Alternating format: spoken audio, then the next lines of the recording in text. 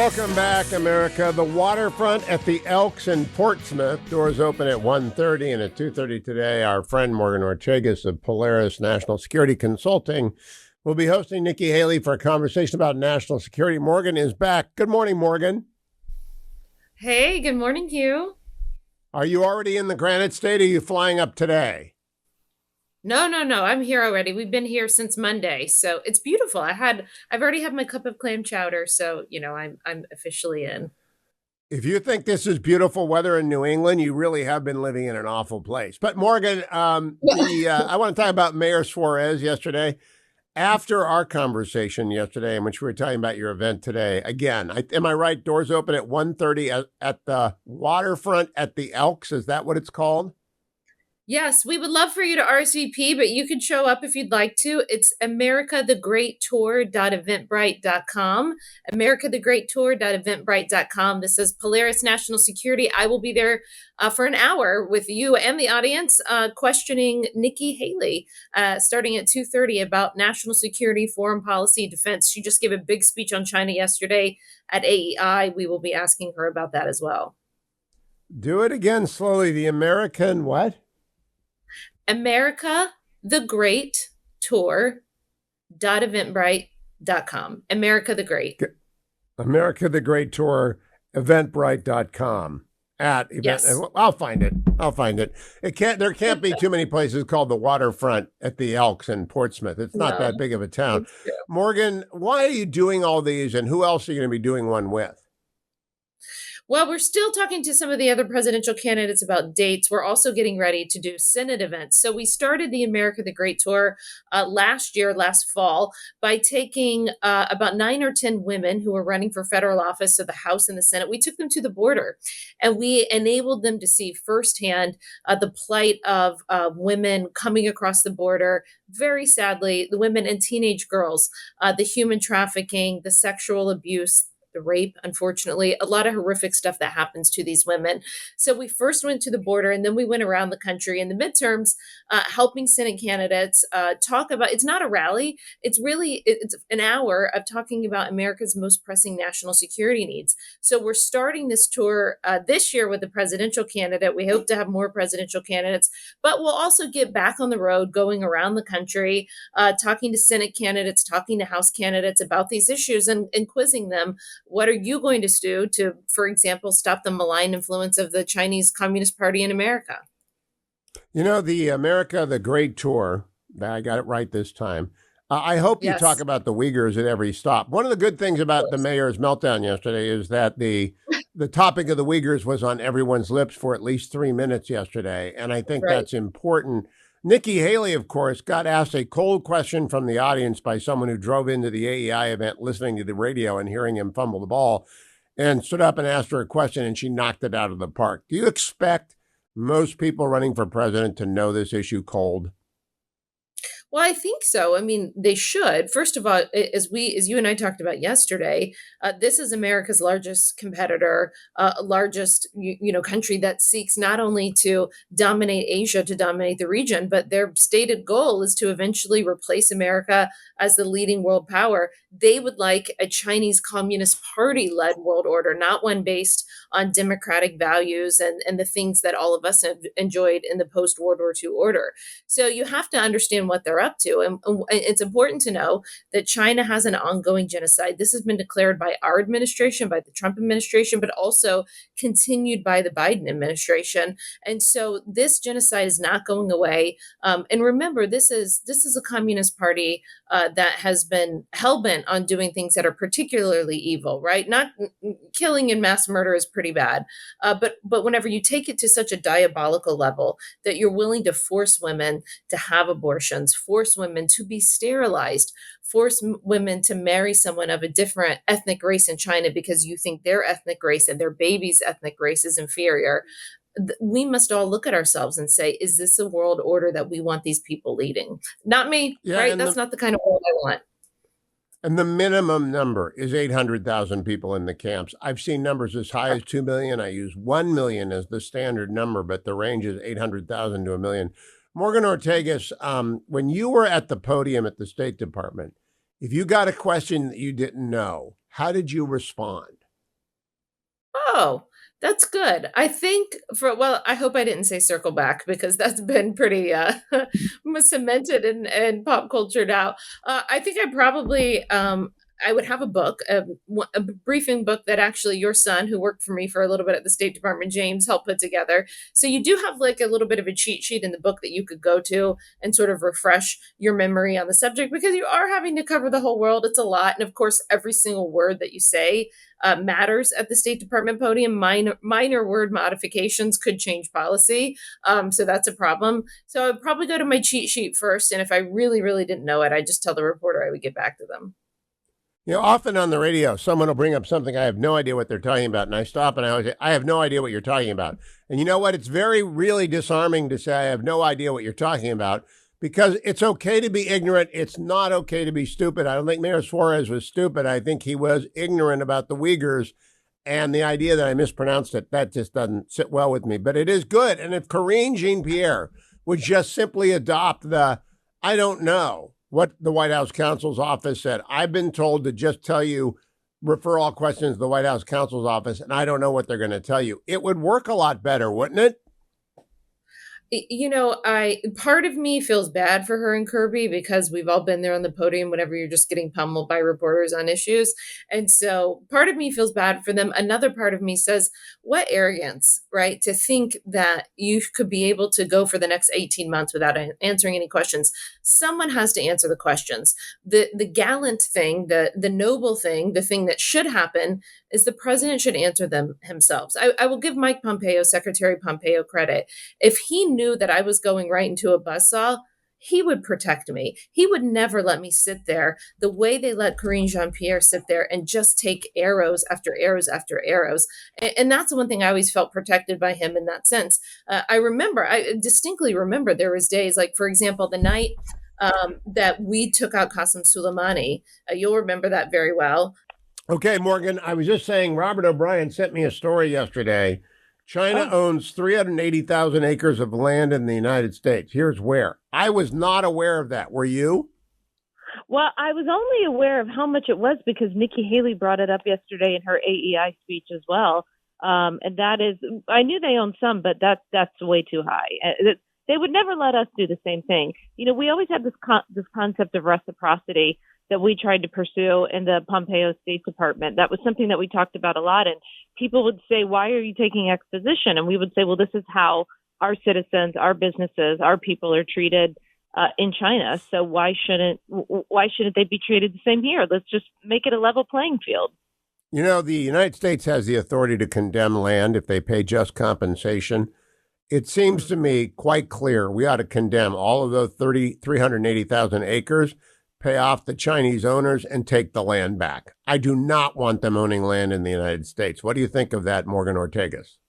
Certainly nothing near military bases. And this is, I think this is one of the things that we had to do with Huawei, for example, is, we found it in our rural infrastructure and even some of our DoD infrastructure. And Pompeo was very forthright about this when we were talking to other countries about using Huawei. He said, listen, we also did this. We have to get it out of our system. Get it right the first time. Don't put it in and have to strip it out like we did. Morgan Ortagus, I'll see you this afternoon. Have a great event today. If we straggle in late, we'll be the one with the baby in the back who's crying. It'll be like Catholic Mass, Morgan. I don't know if you've ever been to a Catholic Mass, but they put all the kids in the back and they cry. So good to see you, Morgan. Thank you for doing this tour. The America, the Great Tour at Eventbrite. What is it? One more time. America, the Great Tour .eventbrite.com. America, the Great Tour .eventbrite.com. Thank you, Morgan Ortagus. Thanks all of you for listening. Welcome back, America. I'm joined by Mary Katharine Ham of Getting Hammered, the podcast that is the Fetching Mrs. Hewitt's go-to podcast. Good morning, Mary Katharine. How are you? Good morning, Hugh. I'm doing good. So, Mary Katharine, yesterday I had a moment with Mayor Suarez of Miami, which was unfortunate for him, but he chose to recover from it in a bad way. I asked him about the Uyghurs. He had no idea what they were. And he said, what's a Uyghur? And then he made a joke, etc. What do you do when you're asked a question you don't know the answer to? Well, it depends. Sometimes you can take it a slightly different direction, as TV people are wont to do if they don't want to answer the question they are presented with. However, sometimes you just have to say, I don't know the answer to that question, and I would like to learn more about it. That's it. What are you talking about? I'm unfamiliar with the term Uyghur. That would be fine. It wouldn't be great for your presidential campaign, but it's better than saying I didn't understand Hugh's pronunciation, because I just played a super clip of 25 people saying Uyghurs, and they all say Uyghurs the same way. What do you think about a mayor running who doesn't know about the Uyghurs? I think that it betrays a little bit of inexperience on foreign policy and something that you should be basically conversant in. And that is one of the dangers if you've been doing only domestic issues and you jump into a presidential race, and one that you should be briefed on. And when you run into that problem, you kind of just need to say, "Oops," and let me learn more. Now, Mary Katharine Ham, I always tell people who are running for office, don't spend a dime until you've got 4 months of the election. So don't hire staff, don't do polling, don't do a thing. It doesn't matter. You're not going to refine your message. Just work the crowd and learn. If you were advising a presidential campaign, how would you get them smart about China? And obviously doing it for free, because I just said, no one should be paid on a presidential campaign. Yeah, the main thing I think is just to talk to people who know about these things, right? You're going to formulate your own thoughts because you're a candidate and you think that you have something special to offer, right? But that doesn't mean that you know all the answers already. So talk to people who know things, talk to people who study China. And again, it doesn't mean that their lines are your lines. But you do need to understand why people want to hear about this issue. You need to understand why people feel threatened economically, and that this is a real thing. You need to understand perhaps that, the past 3 years of our lives were completely disrupted because of a virus that came from China, and maybe the World Health Organization in the U.S. should do something about that to hold them accountable. And these are things that you should be able to talk about. Mary Katharine, I've interviewed tens of thousands of people over 33 years on the radio, and you and your friend Guy Benson and Vic even interviewed thousands of people. I am curious, when you sat down to do an interview, do you have a prepared list of questions? Generally, yes. But that doesn't mean that I always ask those questions, because I think the conversation can be more interesting if you're going where someone wants to talk, right? If you stumble on stories and insights that are different than what you have questions for, obviously that's important. And you, Hugh, of course, know that the follow-up question is key, right? You don't want to leave stuff laying on the table, and candidates need follow-up questions because they deserve the audience deserves you pushing them on things. You need to listen to the answer. I have seen so many people blow right past. Wait, right. What did they say? And then they just not listening. Mary Katharine, when you and Vic sit down to do Getting Hammered, do you have a script? We don't have a script, but we are prepped on stories, and we toss them around after that. But like I said, part of TV and radio is just the organic part where you let the personalities fly a little bit, and I think that can be really valuable. So scripting doesn't work for me. I like to sort of wing it a little bit. Not entirely. Okay, this is unscripted. Ohio State has the second strongest recruiting class in the United States this year. Number one is your alma mater. Yes. I am just curious if you expect a third national title. Never been done, right? Hadn't been done. You know what? I don't want to get greedy, Hugh, but Kirby is quite the recruiter and quite the coach, and we've had a little run here. And you know what? It was a drought for 41 years, so I feel like we had it coming eventually. But I never want to count my chickens before they hatch. My national championship, back-to-back chickens before they hatch. Does Vic have a team, or does Vic is he as Kurt Schlickler like to say, he doesn't do sports ball? Does Vic do sports ball? He does sports ball, but he is afflicted with being a Georgetown man. So, the poor man. There's not much sports ball to be had at the moment. Do you know they actually have a football team at Georgetown? Did you know that? So I've heard. I didn't know that until like 3 months ago. I said, no, they don't. Yeah. They play basketball. They really do it. They have. Who do they play? I guess they play in the ACC, but I've never heard of it. It's I think probably some people who go there haven't heard of it. Yeah, that is maybe you can get Vic to unwind. I bet you he never went to a game. I'll bet you he never went to a game at Georgetown. He definitely went to basketball games. We've talked about that before, but I don't know about the to football. Yeah. Yeah, I don't think so. And yesterday I had someone talking to me about the University of Tennessee baseball team because that's all they got to hold on to. Every school has something to hold on to unless you're Ohio State or Georgia. And we should have beat Georgia. Have we talked about that yet, that Noah Ruggles should have hit that? You know what? Go Dogs. Mary Katharine Ham, follow her on Twitter at NK Hammer. And do go and get and download, subscribe to Getting Hammered with Mary Katharine and Vic Mattis. Don't go anywhere, America. Coming back with Representative Carlos Gimenez live in Studio North. First time on the show, Representative Carlos Gimenez. He represents Florida's 28th Congressional District. Good morning, Representative. Welcome to the Hugh Hewitt Show. Good morning. How are you? I am great. Now, Representative Gimenez, I think you've got the keys in your district. Am I right about that? Yes, I do. Yeah, no, that makes for a very interesting congressional district, doesn't it?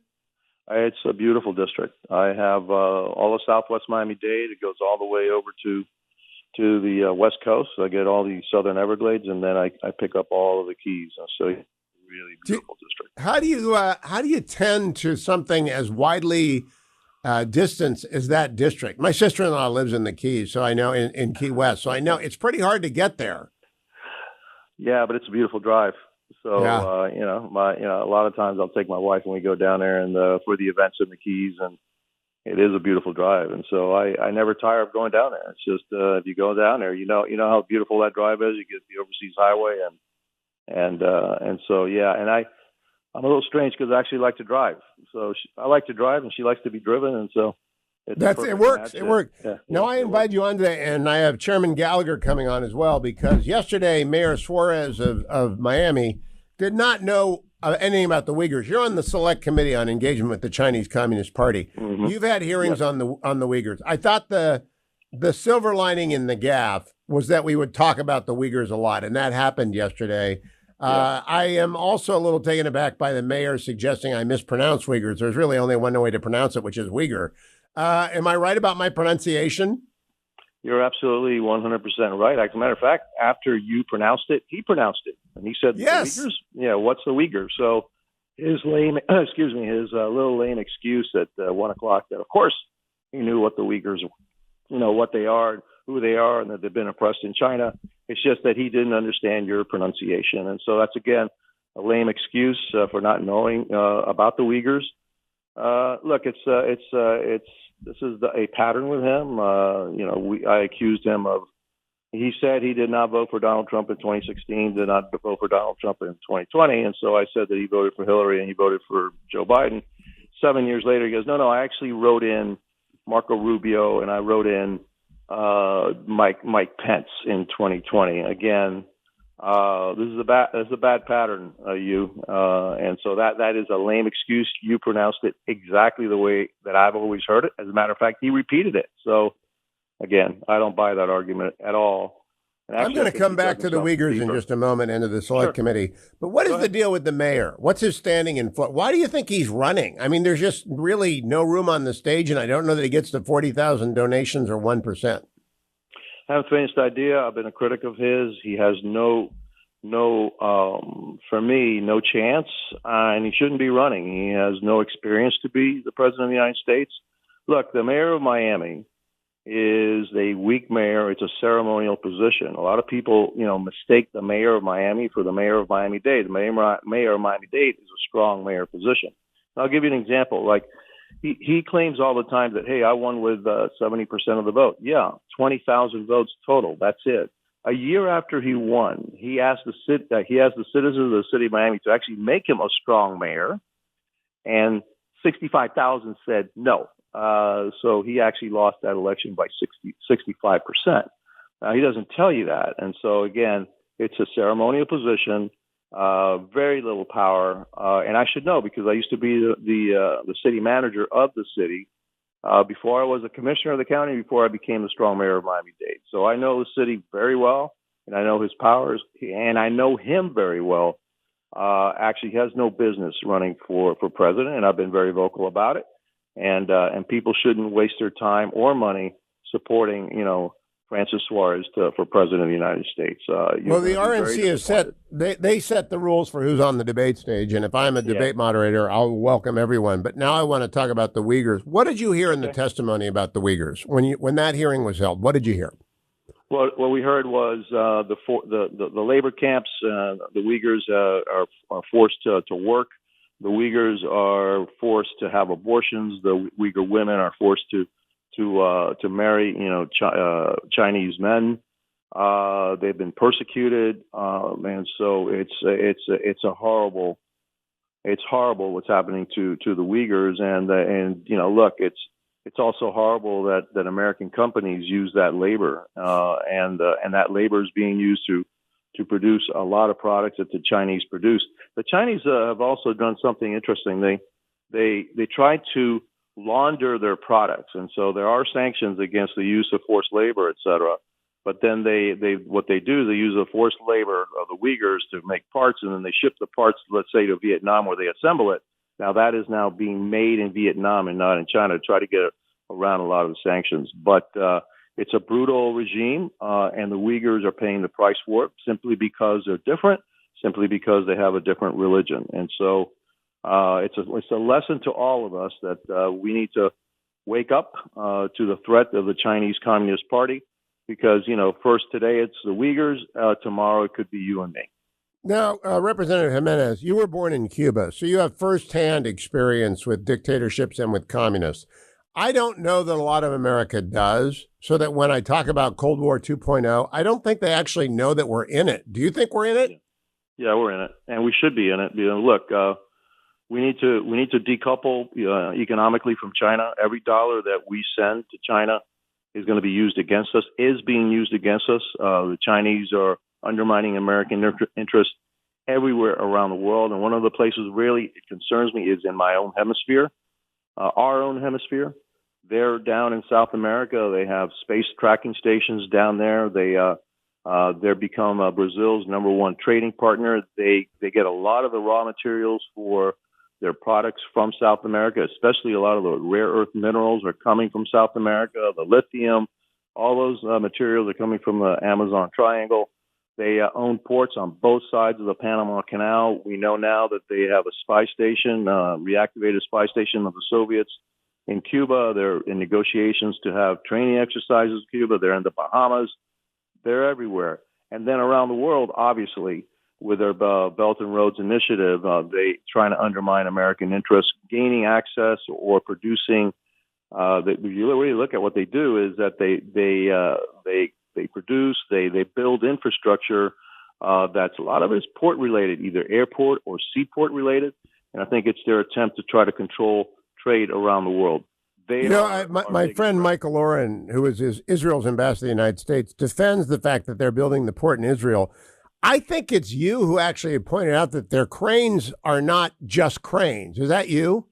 Yeah, that's me, and that happened when I was the mayor of Miami-Dade. We control the port of Miami, and it turns out that we have of the big cranes. I think they're all made in China. That surprised me. Look, I went to China, and then when I came back, I made it very clear I wanted nothing to do. I didn't want to do business with the Chinese Communist Party.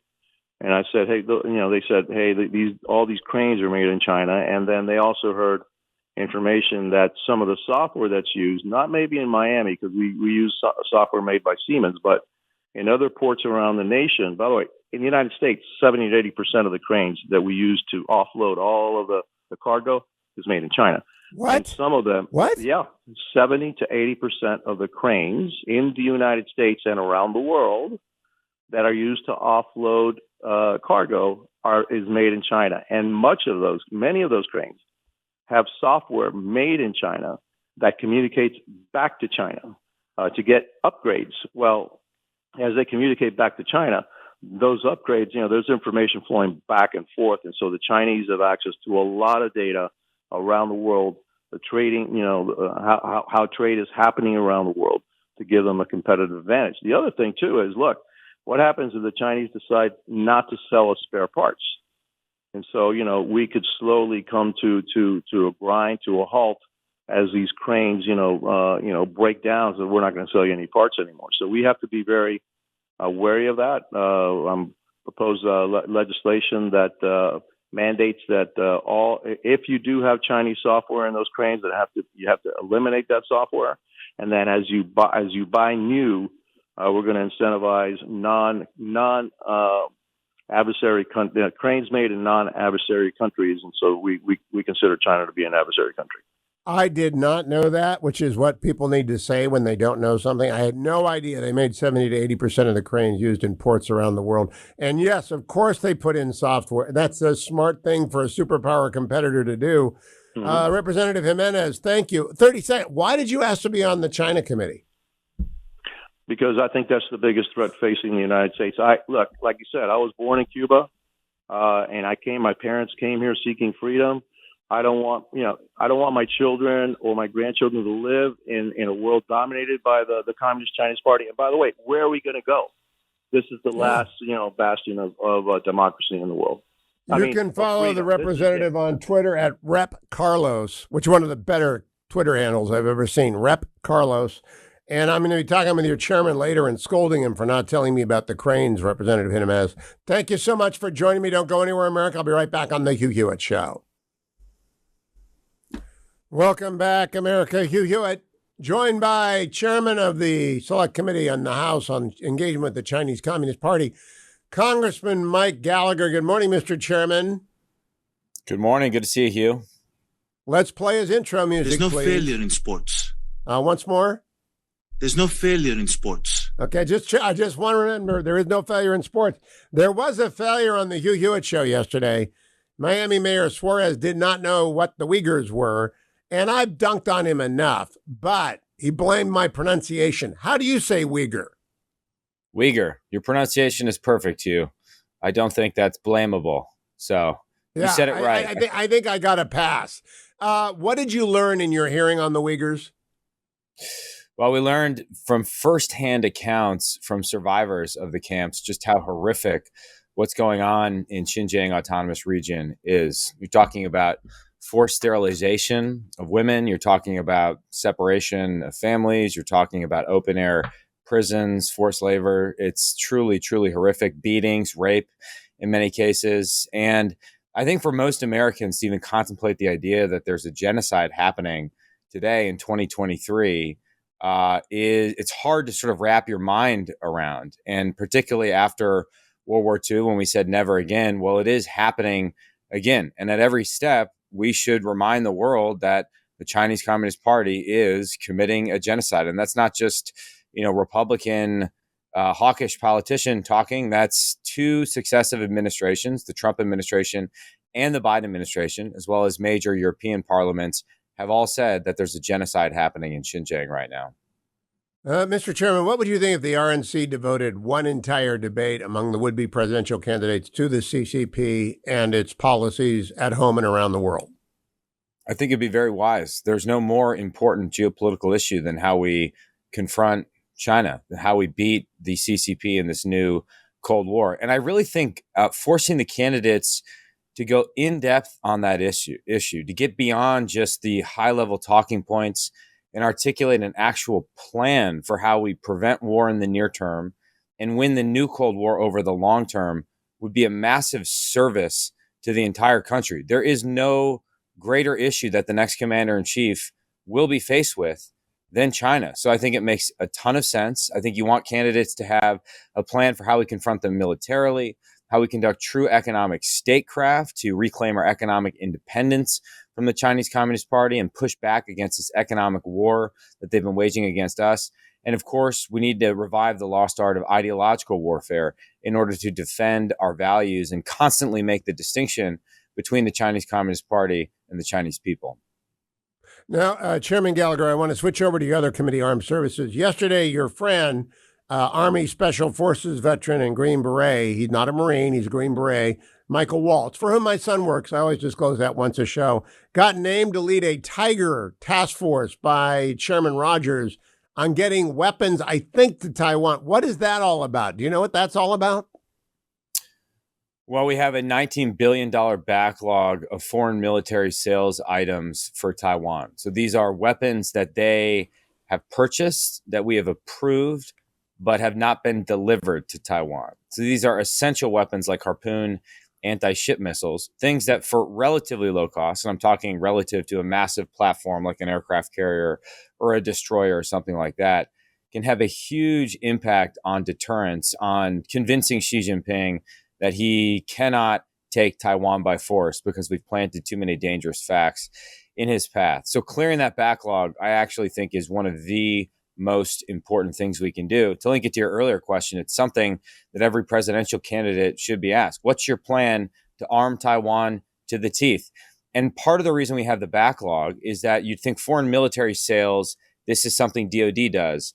Yes, in part, but the State Department has primacy in this area, and therefore in Congress, jurisdiction is shared between the Foreign Relations Committee and the House Armed Services Committee. And that sort of interplay between the State Department and the Defense Department, in my opinion, creates a lot of the incoherence and a lot of the inefficiency that we see in our foreign military sales process. Final word on Mike Waltz.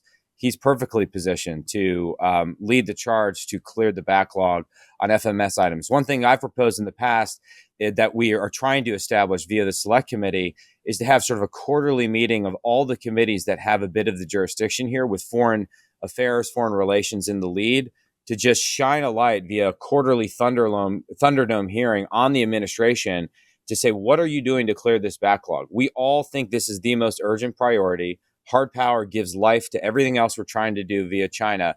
Clear the backlog. And if there's an industrial base complaint, then we should be going to these companies that produce these weapon systems, and we should be putting pressure on them in order to produce more and stockpile key munition systems. So I'm very encouraged by the appointment of Congressman Waltz. Chairman Gallagher, now, I love having you on, but we're going to establish a new rule.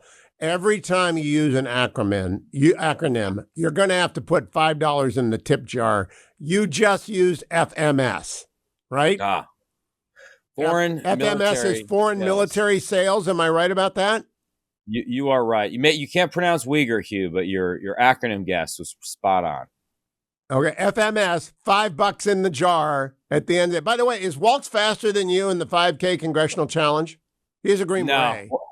No, Waltz is a very old man who's breaking down. So he. All right, let me tell you what our friend Robert. This is not a quiz. I didn't know this. I'm always quick to admit what I did not know. Ambassador O'Brien sent me an NPR article yesterday. China owns 380,000 acres of land in the U.S. 380,000. Now, my personal suggestion to the Select Committee is that they investigate condemning that land, which is perfectly constitutional if you pay the owners what it costs, and putting it back into the American government and then reselling it. I don't think we ought to allow China to own anything in America when it comes to agricultural land. What do you think? Well, and for people that object to that, just ask yourself the question, can Americans buy land in China? Of course, the answer is no. So it's a matter of reciprocity. You're on high ground. We are investigating this issue. We're working on a bipartisan bill that I would lead with a Democratic colleague of mine to fix this issue. What we need to do is update the Committee on Foreign Investment in the United States, CFIUS, to ensure that it has jurisdiction over all land purchases and to ensure that it has the ability to consider U.S. food security as a factor in assessing the potential risk of a transaction like this. So for foreign adversaries purchasing land near a sensitive site, like a military base, you could also set the bar higher at something called a presumption of unresolvability, which would put a thumb on the scale since these transactions come with a good deal of risk. Incidentally, when we fixed CFIUS, and I already defined it, so I don't owe you $5, about 4 years ago, or thought we fixed CFIUS, we gave them the authority to tackle land purchases or deny purchases like this. They then put forward a series of implementing regulations that were very vague and raised the question as to whether they had the authority. So now we're having to and fix something we thought we'd already fixed, clarify congressional intent in order to stop this from happening, because it is happening near sensitive military facilities, and it is a bad idea to let the CCP or CCP affiliated entities buy land near military bases in the United States. Now, I make the rules, and if you say Sisyphus and you don't spell it out, Frank Luntz says you got to say something 7 times. If you say it once and then you use it 3 times, you owe $15 in the tip jar, because people don't get it. I said Sisyphus. You don't get to define your term and then relate back. It's not a legal brief. I feel like Sisyphus every time I'm on the show, pushing a rock up the hill, trying to get you to understand the acronyms, Hugh. But notwithstanding that, what does it stand for again? The Committee on Foreign Investment in the United States. It's an interagency committee. So think DOD has a seat. DOJ, I did it again. Department of Defense has a seat. Department of Justice has a seat. And You're up to $30 today. That's right. They meet to consider whether purchases like this can go forward, as well as other, foreign investment in the United States. Something like TikTok right now is mired in a Committee on Foreign Investment in the United States review process. And because it's a consensus-driven organization, oftentimes it fails to resolve these issues, or it comes up with a mitigation plan where that is really weak and unenforceable, which is what they were contemplating doing with TikTok.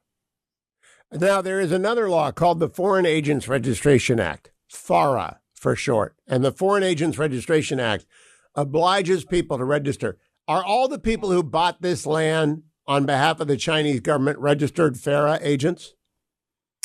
No, FARA is riddled with loopholes. In fact, one of the things I called for in a speech I gave at my good friend Jim Banks' defense conference yesterday in Fort Wayne, Indiana, was that in order to effectively wage ideological warfare, we need to better guard ourselves from the CCP's attempts to corrupt Americans and weaponize the DC swamp against us. And they use the opacity in FARA, as well as all the loopholes in the lobbying disclosure arrangements, in order to buy off elites in America, including former members of Congress. So one thing we're also working on is legislation that would fix the FARA process.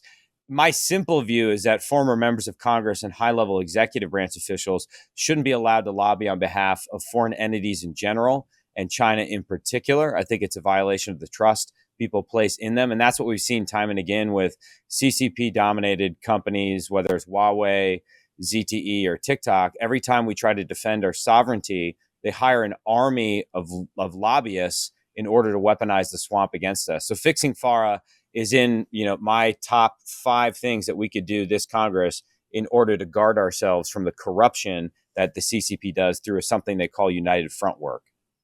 Now, Chairman Gallagher, we're running out of time here, but I used to do condemnation work in California, and the state of California, when they wanted to condemn land, they lowballed it, they deposited the amount of money in a bank account, and they told you to litigate. If we did that to the Chinese, we would learn in the litigation a lot about their front companies. So I just want to put a bug in your ear. The moment we start condemning the land that they have bought or we suspect that they have bought, we will learn a lot about who is a FARA compliant and who isn't FARA compliant. So I'm always kind of thinking about this. What's the next step for the select committee? Well, you could do the California approach too, and just claim there's like an endangered swallow on the land and therefore nobody could purchase it. So all the California lawyers could be helpful in that regard, Hugh. The next step for the committee, we have 3 hearings coming up in July. We're going to have a very busy July, one of which will be hopefully with administration witnesses representing different agencies within the administration. Another will be on the risks of doing business in China in light of everything we've seen with the raid of Bain, with the regulatory action against Micron, and then another hearing on the technological competition with China and what we need to do to command the heights of technology. And Representative Gimenez just told me that 70 to 80% of the cranes working in American ports are owned by Chinese companies. Get that fixed too. I like to give you homework. He's got a great bill on Mayor Gallagher. Chairman Gallagher. It's a Chinese company. Thank you, Hugh. $30 into the tip jar. I'll talk to you next week. Don't go anywhere, America. I'm Hugh Hewitt. There's no failure in sports. Welcome back, America. Olivia Beavers is with Politico. She joins me each week at this time. Good morning, Olivia. How are you? Morning, Hugh. I'm good. I have to say, I saw that. You were following the Congressman Gimenez interview. I would gather Congressman Gimenez does not care for Mayor Suarez very much. No, I think that was very clear on your show, and he was saying that basically he thought he had a weak position as mayor. It was ceremonial, and then he was making fun of him for his, I think he called it a lame excuse, for trying to blame the mispronunciation on you. And I mean, Ironically, I agree. Like I had some Republican communicators texting me, and they go, he could have owned it. He could have said, okay, we're going to actually have another great day of publicity by meeting with human rights experts, with the Uyghurs, turning into a story and saying, okay, now I understand it. Let's move it forward. Instead, he took to Twitter and decided to blame you on correctly pronouncing the name Uyghurs. So, and then take the sting out of it by saying, my friend, look, I got nothing against the guy, but I did not mispronounce Uyghurs. I've been covering the Uyghurs for 5 years. And since the UN started to watch it, 6 years, I just don't get it. You did not. And I will also say there's been another scandal on your show, which is Mike Gallagher's acronym use. So I think we have to decide which one's worse this week. Well, Gallagher. Oh, Gallagher's worse. We just have to agree on the charity. Olivia, I want some real reporting here on the House Appropriations subcommittees have to get their appropriations work done, and we're running out of time under the debt limit deal. How are they progressing? Do you know? Are they getting close? I think that there's a lot of stress with the appropriations process, especially after you saw conservatives making a big stink after the debt deal. They're trying to go with a lower number, but it's concerning appropriators about going back to the Senate and saying, hey, we're X number below what we actually agreed to with the debt deal. Chip Roy is someone who's coming out and saying, if we get down to the fiscal year 2022 numbers, we're going to be okay, but that can't include rescissions. And that's not really what we're seeing in terms of how the appropriators are starting to draft it up.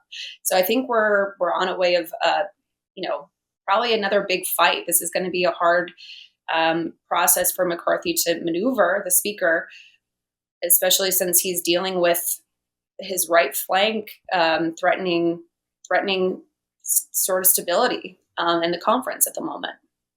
Are earmarks back? Sorry? Are earmarks back in the process? Because that always makes it easier to pass approps if earmarks are back. There's a big debate. Republicans were really against it, but if they're able to sort of come up and describe them as more community projects, they might be able to get away with it. It's a way for them to go back to their district and sell it as long as they have safeguards in terms of there's eliminating corruption and whatnot. But there's also Republicans in the conference who feel so strongly against it that McCarthy might not really be able to be doing those projects, even though they're more generally enjoyed by the vast, I would say probably the majority of members of Congress. Now, I want to follow up on a story yesterday. Speaker Emeritus Pelosi endorsed an opponent of Kyrsten Sinema. Now, I don't know whether or not this has legs. Would you tell us what happened, and were you surprised by that? I'm not surprised by that, but Speaker Pelosi has been getting involved in some of these more interesting Senate races. So she's been doing fundraisers, I think, with Adam Schiff. She's been, for Congressman Gallego, she's been trying to promote him and get him ready as he challenges Sinema. Sinema is contentious in the Democratic Party. She changed her party membership to being an independent. And so Democrats are trying to go to her left and oust her. And they think that they might have a real pathway forward with her as an independent. And Pelosi is inserting herself there. And as we know, Pelosi is a very talented fundraiser. So her joining Gallego is a big leg up for him. The question is... Now, I don't know much about Ruben Gallegos. What can you tell us about him? He's a veteran. I actually, I have a personal story about Gallego. So I was in the January 6th evacuation. And when we were being led with lawmakers out of the House chamber to a secure location, reporters, me and a few other young ladies were basically told at the door that we were not allowed and had to go find a different place to seek shelter, but we didn't know where to go. And Gallego was walking by and he offered for us to take refuge in his office, which was not too far from the safe room. So that's actually sort of him. And so a ton of us were really grateful. There were about 5 other reporters. We were all in our late 20s, early 30s, and we're sort of mystified why we were not allowed into the room. That would have had more Capitol Police protection, but we sat in his room for a couple of hours and just watched on TV as the rest of the assault unfolded. So well, good for Representative Gallegos. I still want him to lose. I don't know who the Republicans are going to nominate for that three-way race. I still want him to lose, but good for him for being a gentleman and a veteran. Olivia Beavers, follow her on Twitter at Olivia_Beavers. Follow me to hour number 3 of today's Hugh Hewitt Show. I'm joined by Jim Geraghty in hour 3 of the Hugh Hewitt Show, who's kindly agreed to demonstrate gotcha questions for me. Good morning, Jim Geraghty. How are you? Hugh, every day with you is gotcha questions. Every day with Professor Hewitt. You never know when there's a test. You never know when there's a quiz. And listeners should know we do not coordinate what we're talking about. No, you may not in the glance least. at what I've written for National Review or the Post. Maybe that'll interest you, or you'll be like, Jim, have you been following the Ohio Republican Party? Actually, it's Cuyahoga County. There's a guy named Irving Schmidlap who said that. Don't get down on Irving. I first want to know if you paid for that haircut or if you let the boys do it. Wow. All right. I'll do I have to mention the proclivities of the Browns quarterback, Hugh? Is that how this morning's going to go? All right. First of all, this is a gotcha question. Who did the Cavaliers draft in last week's NBA draft? Don't follow the NBA. Couldn't tell you. Amoni Bates. Who is the greatest Browns running back who replaced Jim Brown? I'm going to give you an answer. It's probably not the answer you want to hear, but I will acknowledge that back in the day in the 80s, Ernest Biner and was it Kevin Mack was the fullback? They were actually a pretty good combination. That's pretty good. It's Leroy Kelly. 5 colleges have produced presidents and starters who have appeared in the Super Bowl. Name the colleges, the presidents, and the starters. Can't give you the starters. I will give you, I'm going to guess Notre Dame is one of them. Nope, you're out. You're already gone. Sit down. It is, for the benefit of the audience, University of Michigan, Gerald Ford, Tom Brady, Annapolis, United States Naval Academy, Jimmy Carter, and of course, Roger Staubach, Stanford's Herbert Hoover, and you can either pick Plunkett or Elway. You can do the Delaware Blue Hens now with Joe Biden and Joe Flacco, but you'll never get the last one. Miami of Ohio with Ben Roethlisberger and... Do you know who their president is? Taft? Benjamin Harrison. Honestly, you're a terrible... So what's the difference between a gotcha question and the question I asked Mayor Suarez yesterday? Oh, well, gotcha questions are like, I think when George W. Bush was asked leader of Pakistan back in 1999, and it was reasonable to say that at that point, Americans were not really paying attention to Pakistan. After, say, fall 2001, Pakistan was really important, and we started paying a lot more attention to it. Musharraf, yep. Musharraf, yeah. No, and Trump did not, Trump, boy, there's a Freudian slip. Bush did not have that at the tip of his tongue. I don't expect a presidential candidate to know everything, right? There, you have a limited amount of area of expertise. You have a limited amount of knowledge. And when you're president, no matter what the topic is in the world, the U.S. government, the intelligence community can bring in the world's biggest expert to tell you anything you need to know about the decision you have to make.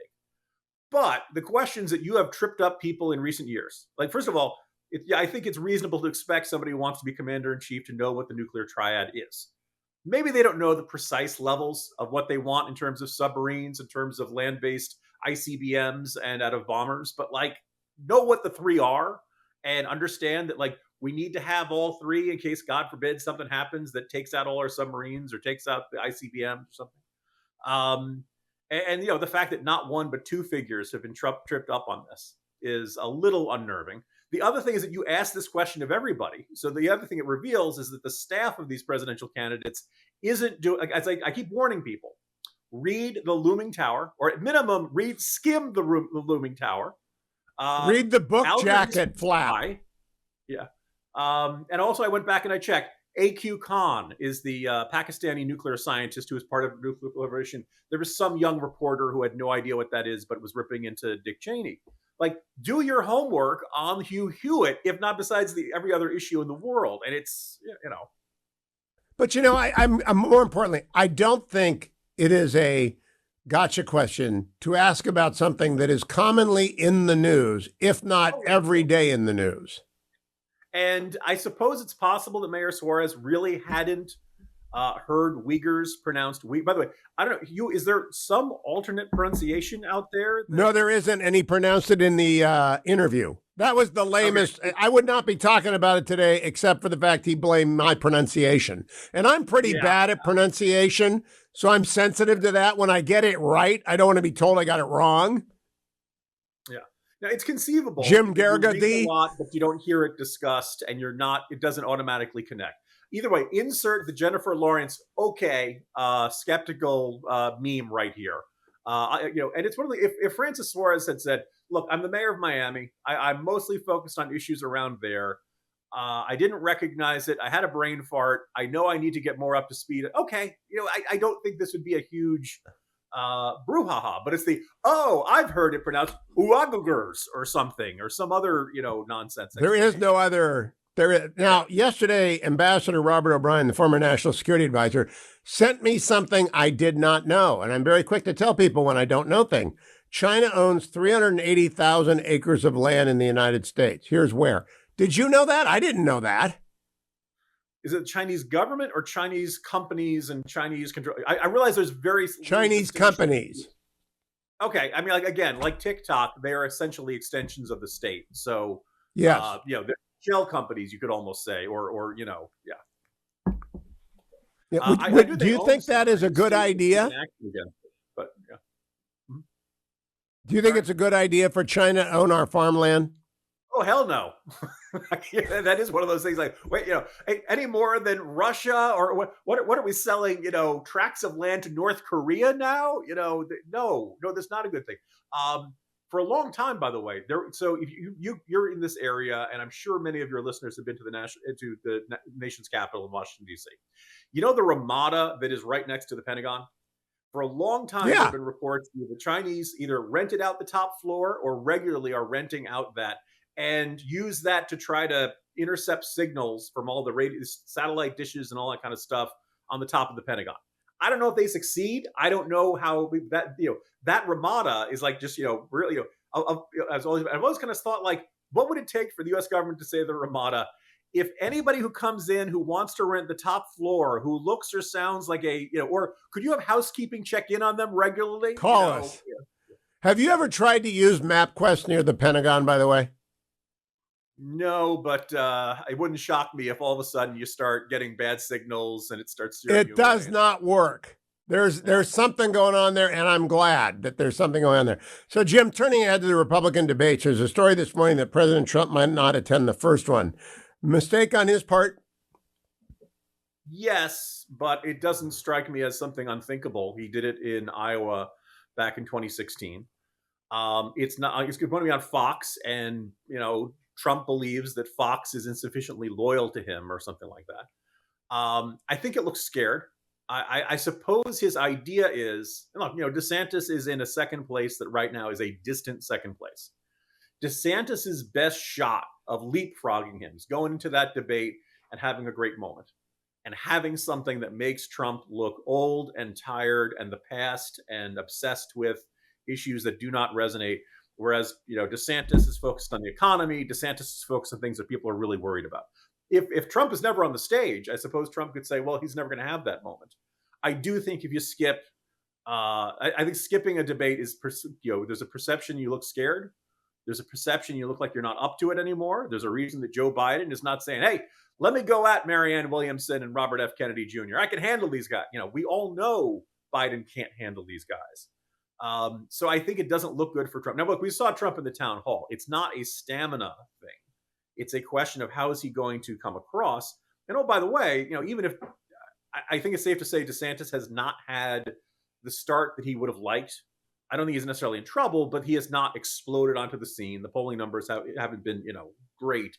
But also we know, lurking out there like the shark in Jaws is Chris Christie, who is going to go out there and who can't wait to go at Trump and can't wait to really hit him hard in ways that will say to the Trump voters out there, hey, I know you love this guy, but he didn't deliver for you. And that might be Jim, I got a quick question, exit question. There are only Trump voters, there are sometimes Trump voters, and there are never Trump voters. I think right now the big three are the always Trump, only Trump, or Trump voters. The sometimes voters may be somebody else or Ron DeSantis, and the never Trump people like Christie the most. Am I right? Since jumping in, Christie, look, by the standards of the also-rans, Christie's doing well. And by that, I mean like 5%, 6% or something like that. Look, we understand why Christie is in this race, right? He wants to really tear down Trump, and he wants to demonstrate to the Republican Party they got to move on from him. It's easy to explain that than Asa Hutchinson or Doug Bergman. I don't dislike these guys, but very few people have heard of you. Very people know what you've done, and you're starting at 1%, right? It's very what are you doing here? What is your plan to get from 0% to something competitive? And there is no such plan for many of these folks, but maybe we'll see it in the debates. Jim Geraghty on Twitter, in the Washington Post, at National Review. Thank you, Jim. Always good to check in with you. Just joking about that haircut. Really, just joking. I'll be right back, America. Stay tuned. Congressman Michael Waltz. He represents Florida's 6th Congressional District. He's a member of the House Foreign Affairs Committee. He's a member of the House Armed Services Committee, and he's a member of the House Intelligence Committee. Good morning, Congressman Waltz. How are you? Yay. Good morning, Hugh. It just means I'm cruising for punishment, but yeah. You are. You know, Chairman Gallagher was on a little bit earlier, and I asked him about whether or not you gave him a good run for his money in the Nike Challenge, and he suggested that perhaps you were a little bit too old to be running that anymore. Do you not run that anymore? I will challenge Chairman Gallagher to the Army 10-miler coming up in October. We'll see how that young Marine fares.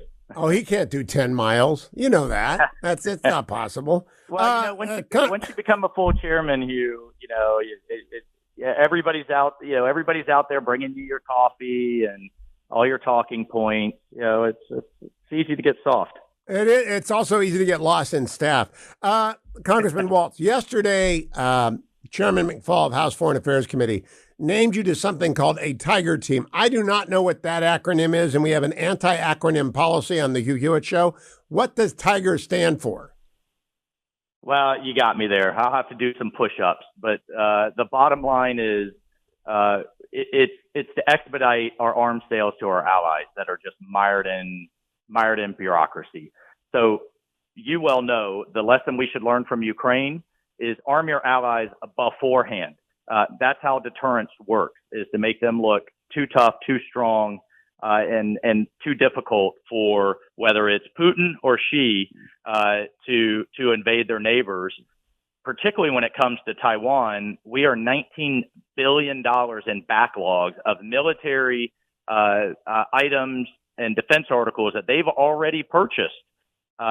Yet we can't get through our Defense Department, State Department, and through our defense industry. This Tiger Team that I'm going to chair is going to break those barriers down and get our allies the arms they need so they can defend themselves. Now tell me why we would possibly let a $19 billion backlog develop, Congressman Waltz. Well, because Washington gets mired in bureaucracy. We can't get out of our own way. This team will get the State Department, the Defense Department, and the defense industry all in the same room, because whenever we have them separately before our committees, before Armed Services or before Foreign Affairs, they always blame the other. So we're going to get them all in the same room. We're going to break down those barriers and look at what legislatively we can do to smooth this pathway out. And again, we need to let our allies defend themselves and get them the arms that they need. Oh, by the way, that's a lot of jobs back here at home. Well, that's what I'm really talking. I'm just wondering: do the defense contractors not want to make the weapons? Or are they being told don't make the weapons yet? Well, for example, for Harpoon anti-ship missiles for Taiwan, which they ordered and approved almost 4 years ago, the manufacturer, the defense industry, is saying, well, we have to put them at the back of the line behind, the Bahrainis, behind the Saudis, behind some of our NATO allies that ordered them first. We should be able to go in, whether it's the Secretary of Defense or the Congress, and say, you know what, this is an urgent need, higher priority. we're going to fast track them to the front of the line. But what the defense industry is saying is, hey, we just, first come, first serve. We're going to make them whenever we get to them. So it's that kind of bureaucracy we need to cut through, and we need to get those like Taiwan. I think some special authorities. Now, Congressman, when you were in Afghanistan deployed as a Green Beret, did our allies that you were fighting alongside have American-made weapons? Initially, they had old Soviet, Russian-era weapons, and then we switched them to American-made around 2010. So whatever we left behind, that's on the International Arms Bazaar now, right? Largely, yeah. I mean, what the Taliban's not keeping, we know that they are selling, and it's proliferating all over the world. So the bad guys can go out and buy American weaponry easier than our allies can get orders that have been approved getting to Taiwan? Because that is really astonishing. Yeah, well, I mean, that's what happens when you leave billions of dollars behind in the hands of our enemy. And one of the questions that we have, speaking of in the Afghan investigation, is why weren't they destroyed as we saw the Afghan army starting to crumble? But yeah, to your point, Hugh, it's easier to go buy something off the Taliban than it is to get to our allies. Now, in fairness, for Taiwan in particular, we're talking anti-ship missiles, F-16s, some major weapon systems that they need, and that hopefully we want Chairman Xi waking up, looking across the Taiwan Strait, and saying, you know what, not yet. We're not ready yet. Taiwan is looking too strong, and we buy ourselves another day. Well, I would hope you get to the bottom of this and that the Tiger team works. Let me turn to Russia now. I know you're on House Intel, House Armed Services, and House Foreign Affairs. So, and from one of those three or all three, you've got to have had some conversations about what happened in Russia over the weekend. What's your assessment of the stability of that regime? Well, Putin is maintaining control for now. I am watching very closely whether he uses this crisis, uses this insurrection as an excuse to start cleaning house amongst his generals, amongst Shoigu and Gerasimov, his chief of his general staff, and start creating scapegoats there. I'm also watching whether the impact on Wagner's, whatever you want to call it, disbandment in what Russia is doing, not just in Ukraine, but in Syria and in different parts of Africa. As you know, they were essentially Putin's expeditionary force, whether it was controlling gold mines in Sudan or lithium and copper mines in the Congo, influencing what was going on in Libya. They were his external kind of special operations force. And with Prigozhin in exile and Wagner being disbanded, what does that mean for Russia abroad? So when you look at what happened this weekend, what do you think that Prigozhin had nods of come on in and we will help you, or do you think he just went off the rails? Hard to tell. My sense from what I've seen so far is he felt that the Ministry of Defense, the Russian army, were coming after him with the edict that everybody had to sign Russian army contracts, and that they were going to come after him. So you may as well go for this Hail Mary. At the same time, I think what it exposed is 85% of the Russian military is bogged down in Ukraine. There's nothing left for internal security. I think Prigozhin could have made it all the way to Moscow, but also realized he didn't have enough forces to hold anything in Moscow proper. So the deal was cut. Let him live, at least for now, but avoid the embarrassment to Putin. And it was notable, he's never called out Putin directly. Always the Minister of Defense, always the Chief of the General Staff. And I think that's where he was directing his ire. And notably, I mean, when we say there's nothing left across Russia for internal security, Prigozhin shot down, at least the reporting I've seen, 7 Russian aircraft on his way to Moscow. I mean, they literally had nothing left to stop him. Let's turn there for a second. The 7 shootdowns include helicopters and some sorts of planes. I thought the Air Force stayed on the sidelines primarily. Did you read anything into that? I mean, getting 2/3 of the way to Moscow, That's Napoleon and Hitler stuff. I am amazed he got that close. But I mean, the 15% of the Russian military that's not in Ukraine, they're all the way over in the Pacific, of Vladivostok, and up in St. Petersburg and around some critical sites up in the Arctic. I mean, there's really literally nothing left across the middle where Prigozhin, was on his march for justice. They are all in, all chips on the table on those front lines in the eastern, in the Donbass and in southern Ukraine. All the reserves are committed. There's just literally nothing left. So I think that's what it exposed. And Putin is in a very precarious state. Now, Congressman, I read a story earlier today from the Financial Times. Ukraine says, quote, main event in counteroffensive still to come. Do you believe that? From the reporting I've seen, about a half dozen of the Western trained and Western equipped brigades have yet to be committed. So they still do have a force that is ready to punch through if they can create a breakthrough on those front lines. But I was an armor officer. I was a tanker before I was a Green Beret. Defense is phenomenally exponentially easier than offense.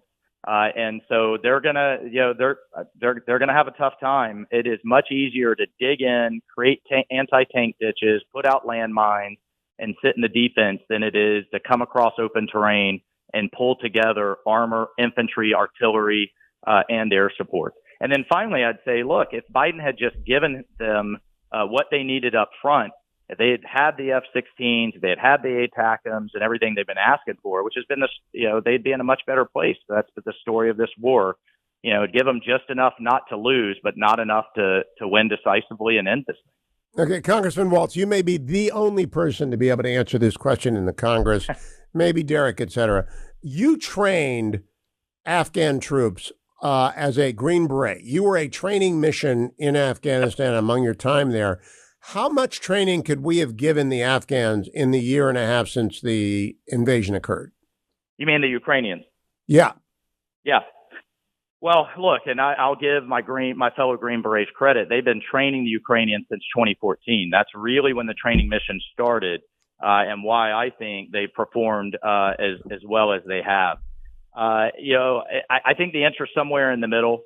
The Ukrainians have picked up a lot of this stuff very quickly, but there is a difference in operating the weapon system and then having the tactics and the doctrine from a command and control standpoint to bring it all together on an effective combined arms offense. I know I'm using a lot of Army jargon there, but there's a difference in pulling the trigger and from a command and control standpoint, being able to pull it all together. That takes years and years and years of practice. Let's expand on that. That's the part that I don't think they're succeeding at right now. Okay, we've run out of time. I'm sorry, Cong. I want to come back and talk about training and what the Green Berets do all over the world, because I don't think people quite understand what that mission needs to succeed and how it may have succeeded very well. Congressman Michael Waltz, thank you. Follow him on Twitter at Michael G. Waltz at Twitter, at Michael G. Waltz. Thank you, Congressman. Coming right back with Hank Adler. Big Supreme Court grant of cert this week. Huge. And we'll tell you why right after the break. Stay tuned. The person I've ever co-authored a book with, it's called The Fair Tax Fantasy, because Hank actually knows something about taxes and I can push it down against a verb. Good morning, Hank, professor of accounting at Chapman and retired partner at Deloitte. How are you? I'm great, Hugh. How are you doing? Well, I am great. Now, I am amazed because in Tuesday's Wall Street Journal, there's an editorial that name checks you and former Congressman Christopher Cox for an op-ed you wrote. I've never read a Wall Street Journal editorial that is actually just quote borrowing from your op-ed. Why is it such a big deal, and why are you feeling happy today? Well, yesterday the Supreme Court agreed to hear a case called Charles and Kathleen Moore, which is a case which will decide, hopefully forever, that the government cannot tax appreciation, that the government has to wait until there's a transaction. And in the tax world, that's a very, very big deal. Let's start with our plaintiffs. They're just minding their own business, investing in what, an Irish company? An Indian company. They're literally minding their own business. They buy 11% of a small company in India that sells small tools to Indian farmers. And so what happened to them? What happens is they invest, and I think there was probably some charitable opportunity here for them. They were just trying to do the right thing based on what I've read. And nothing happens. They're in the investment for 10 or 11 years, and the company's actually doing well, and they're reinvesting all the proceeds. And they wake up in the end of 2017, the beginning of 2018, and suddenly they find out the government wants to tax their share of the earnings of that Indian company for the 8 or 9 years they've owned it, and they've never received a dividend. They've never received a share of stock. They've never received anything, and now the government wants to come in and tax them. Now, you know, Hank Adler, that is what they sold in the Trump tax reform as being a way to repatriate the wealth of people like Apple. That is not what it was intended to do. And it should be chilling to every American that if they invest in something, the government now claims the ability to tax appreciate, because that company can go bankrupt tomorrow, right? Absolutely. I mean, you can look, the parallel on the valuation would be FTX and the cryptocurrencies that were worth something on December 31, 2022, and are worth not a farthing today. Now, we know the IRS can and does pass very bad rules, and we know that Congress can and does pass very bad statutes. We don't know if this is unconstitutional, and I don't even hazard a guess here because I don't know anything about direct taxation, but I think some pretty smart people, including you and Chris Cox, think this is direct taxation, not apportioned among the states. That's correct. Direct taxation, for your listeners, we're only, at least for the last 100 and some odd years, we've only taxed, few exceptions, we've only taxed when a transaction took place, and therefore we are not taxing wealth. And the 16th Amendment is designed only to tax income. So, your viewers wouldn't want a list of the court cases, but most of the court cases in the last 100 years have said something has to happen. There has to be a transaction before there's taxation. Yeah, there's this term called a taxable event. And that's a term that I expect every law student to know, and I hope every American knows, but it's when you realize income or gain. It's not that complicated. And if you invest in something and you haven't realized income or a gain or a dividend, there's just nothing to tax there. That's correct, Hugh. And the parallel here, and nobody has proposed it, but if we could tax the Moors on this income from India that they never saw a penny, it is not a huge step to wake up tomorrow morning and say that everyone that owns a share of any corporation that's had income that has not distributed to the shareholders is taxable today on that entire amount. And of course, that's ludicrous. Hank, when you were at Deloitte, I'm sure you saw a lot of income tax returns where people invest in companies and that investment appreciates or depreciates. But does it ever go in a straight line inevitably?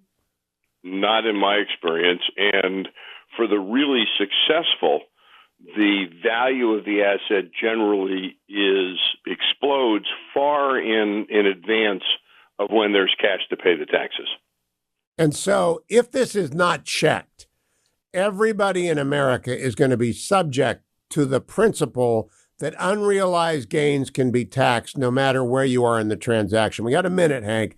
That would be a disaster for startup economy, wouldn't it? Well, sure. It would take money out of corporations at the exact moment that they need to reinvest and build the companies. Our system, I guess our economic system, provides that we should reinvest, create jobs, create an economy, and this would be to the detriment of that. Hank Adler and Christopher Cox, you were ahead of the game here, and I have never, in 50 years of reading the Journal, I've never read an editorial that basically cribs a column, but they did because you were right before anyone else was right, so I salute them.